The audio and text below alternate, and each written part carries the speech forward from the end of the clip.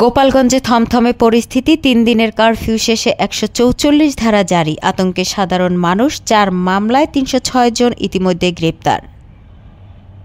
আশিক পোদ্দার, বিমান, ফরিদপুর থেকে staff reporter, Kasba TV desk report. Aklim Rashid আলীর সহযোগিতা আরও জানাচ্ছি বিস্তারিত।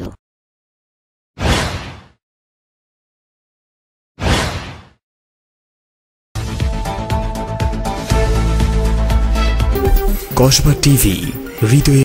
গোপালগঞ্জে এনসিপির পদযাত্রা কেন্দ্রিক সহিংসতার পর ৩ দিন টানা কারফিউ শেষে শনিবার সকাল ৮টা থেকে রাত ৮টা পর্যন্ত দণ্ডবিধির ১৪৪ ধারা জারি করা হয়েছে।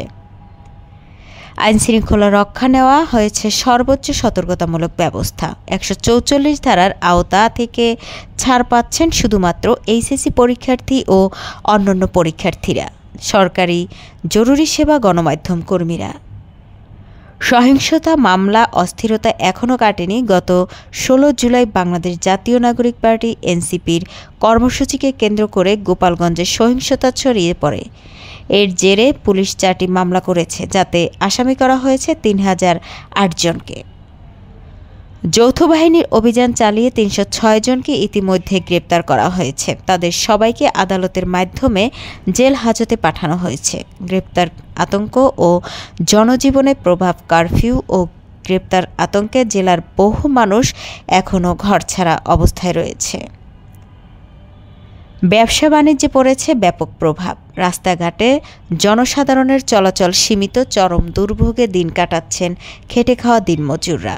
একাধিক স্থান ঘুরে দেখা গেছে বাজার ও দোকানপাট অনেকটাই ফাঁকা এবং প্রতিটি মোড়ে মোড়ে আইনশৃঙ্খলা বাহিনীর তৎপরতা চোখে পড়েছে। যান চলাচল স্বাভাবিক, যাত্রী কম। আজ আওয়ামী লীগের ঘোষিত হরতাল থাকলেও সকাল থেকে দূরপাল্লা ও অভ্যন্তরীণ রুটে বাস চলাচল স্বাভাবিক ছিল, তবে যাত্রী সংখ্যা অনেক কম বলে জানিয়েছেন শ্রমিক পরিবহন। নিরাপত্তা জোরদার। মাঠে সেনাবাহিনী সহ যৌথ বাহিনী সকাল থেকেই শহরের বিভিন্ন গুরুত্বপূর্ণ স্থানে সেনাবাহিনী, পুলিশ, র্যাব ও বিজিবি এর সদস্যরা টহল দিতে দেখা গেছে। বিশেষ করে জেলা সদর, পৌরশহর, বড়বাজার, বাসস্ট্যান্ড, আদালতপাড়া, হাসপাতাল এলাকা এবং শিক্ষা প্রতিষ্ঠানগুলোর আশেপাশে নজরদারি বাড়ানো হয়েছে।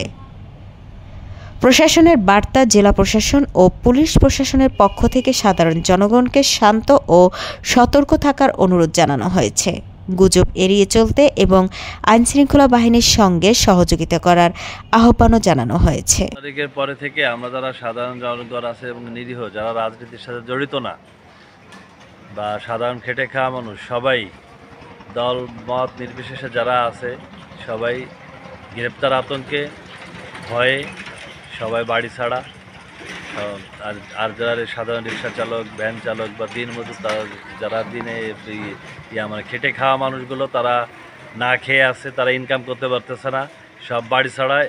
এমতো অবস্থায় আমাদের এখন কি করে শান্তি ফিরিয়ে আনা যায়, তার সেই জন্য সরকারের প্রতি বিনীত অনুরোধ করছি। আপনাদের কাছে যদি এমন কোনো তথ্য থাকে জানাতে পারেন আমাদের ফেসবুক পেজ কসবা টিভিতে। কসবা টিভি সত্যের পথে, সময়ের সাথে। কসবা টিভি আপনাদের সাথে ছিল। আপনারা অপেক্ষায় থাকুন পরবর্তী আপডেটের জন্য। কসবা টিভির সংবাদের সাথে থাকার জন্য ধন্যবাদ জানাচ্ছি। পরবর্তী সংবাদ পেতে আমাদের চ্যানেলটি সাবস্ক্রাইব করে রাখুন। হৃদয় বাংলা, কসবা টিভি।